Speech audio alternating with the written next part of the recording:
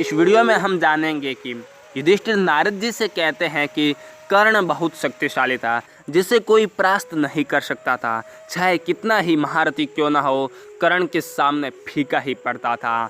और कर्ण इतना दानवीर भी था कि युद्ध भूमि में हमें चारों भाइयों के प्राण भिक में दे दिए थे। अगर कर्ण चाहता तो हमें मारकर वो युद्ध को जीत सकता था। और युधिष्ठिर नारद जी से क्या क्या कहते हैं, ये जानने के लिए आप हमारा वीडियो पूरा देखिएगा। मैं हूं आपका दोस्त रतन सिंह और आप देख रहे हैं हिस्ट्री फैक्ट।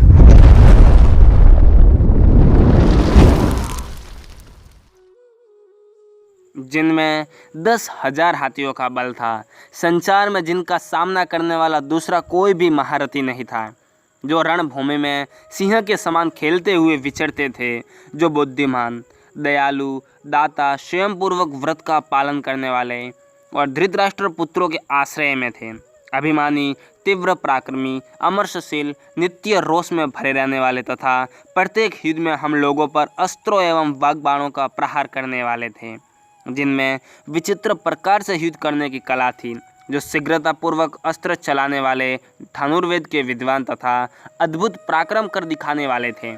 वे कर्ण गुप्त रूप से उत्पन्न हुए माता कुंती के पुत्र और हम लोगों के बड़े भाई थे। ये बात हमारे सुनने में आई है। जलदान करते समय स्वयं माता कुंती ने यह रहस्य बताया था कि कर्ण भगवान सूर्य के अंश से उत्पन्न हुआ मेरा ही सर्वगुण संपन्न पुत्र रहा है, जिसे मैंने पहले पानी में बहा दिया था।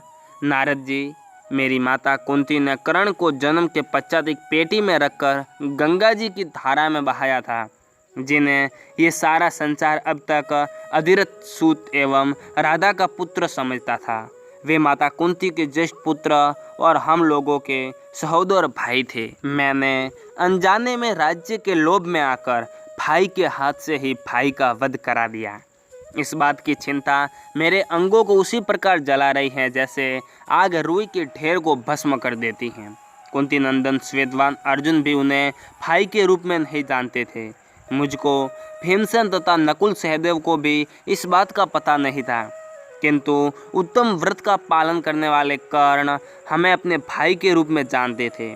सुनने में आया है कि मेरी माता कुंती हम लोगों में संधि कराने की इच्छा से उनके पास गई थी और उन्हें बताया था कि तुम मेरे पुत्र हो, परंतु महामनस्वी कर्ण ने माता कुंती की ये इच्छा पूरी नहीं की।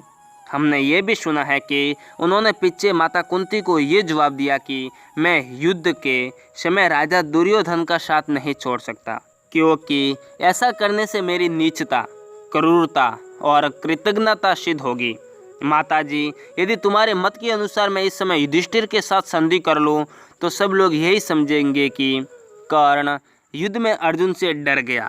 अतः मैं पहले सम्रांगण में श्री कृष्ण सहित अर्जुन को परास्त करके पीछे धर्मपुत्र युधिष्ठिर के साथ संधि करूंगा। ऐसी बात उन्होंने कही। तब कुंती ने छौड़ी साथी वाले कर्ण से फिर कहा, बेटा तुम इच्छानुसार अर्जुन से युद्ध करो, किंतु अन्य 4 भाइयों को अभय दे दो। इतना कहकर माता कुंती थर थर काँपने लगी। तब बुद्धिमान कर्ण ने हाथ जोड़कर माता से कहा, देवी तुम्हारे 4 पुत्र मेरे वश में आ जाएंगे तो भी मैं उनका वध नहीं करूंगा। तुम्हारे 5 पुत्र निश्चित रूप से बने रहेंगे। यदि कर्ण मारा गया तो अर्जुन सहित तुम्हारे 5 पुत्र होंगे, और यदि अर्जुन मारे गए तो वे कर्ण सहित 5 होंगे। तब पुत्रों का हित चाहने वाली माता ने पुनः अपने ज्येष्ठ पुत्र से कहा, बेटा जिन 4 भाइयों का कल्याण करना चाहते हो उनका अवश्य भला करना। ऐसा कहकर माता कर्ण को छोड़कर लौट आई। उस वीर सहोदर भाई को भाई अर्जुन ने मार डाला। प्रभु, इन गुप्त रहस्यों को न तो माता कुंती ने प्रकट किया और न कर्ण ने ही। द्विश्रेष्ठ तत्पश्चात युद्ध स्थल में महाधनुर्धर सूरवीर कर्ण अर्जुन के हाथ से मारे गए। प्रभु, मुझे तो माता कुंती के ही कहने से बहुत पीछे ये बात मालूम हुई है कि कर्ण हमारे ज्येष्ठ एवं सहोदर भाई थे।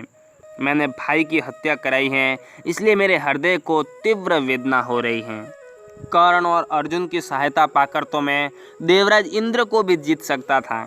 कौरव सभा में जब दुरात्मा धृतराष्ट्र पुत्रों ने मुझे बहुत क्लेश पहुंचाया, तब सहसा मेरे हृदय में क्रोध प्रकट हो गया, परंतु कर्ण को देखकर वह शांत हो गया।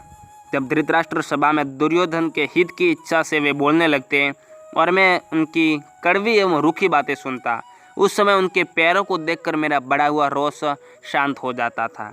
मेरा विश्वास है कि कर्ण के दोनों पैर माता कुंती के चरणों के सदृश थे। कुंती और कर्ण के पैरों में इतनी समानता क्यों है, इसका कारण ढूंढता हुआ मैं बहुत सोचता विचारता, परंतु किसी तरह कोई कारण नहीं समझ पाता था। नारद जी, संग्राम में कर्ण के पहिए को पृथ्वी क्यों निगल गई और मेरे बड़े भाई कर्ण को कैसे ये श्राप प्राप्त हुआ, इसे आप ठीक ठीक बताने की कृपा करें भगवान। मैं आपसे ये सारा वृत्तांत यथार्थ रूप में सुनना चाहता हूँ, क्योंकि आप सर्वस्व विद्वान और लोक में जो भूत और भविष्य काल की घटनाएं हैं उन सबको जानते हैं। अगर आप सभी को पार्ट 2 चाहिए तो आप हमें कमेंट कीजिएगा पार्ट 2 अपलोड, तो हम आपके लिए पार्ट 2 जरूर बनाएंगे। अगर अभी तक आप यहाँ तक वीडियो देखते आए हैं तो आशा करता हूँ कि आपको वीडियो ज़रूर पसंद आई होगी। तो आपने लाइक तो कर ही लिया होगा, लेकिन अभी तक आपने हमारे चैनल को सब्सक्राइब नहीं किया तो सब्सक्राइब कर लो और आने वाले वीडियो की नोटिफिकेशन पाने के लिए बेल आइकन को भी ऑन कर दो।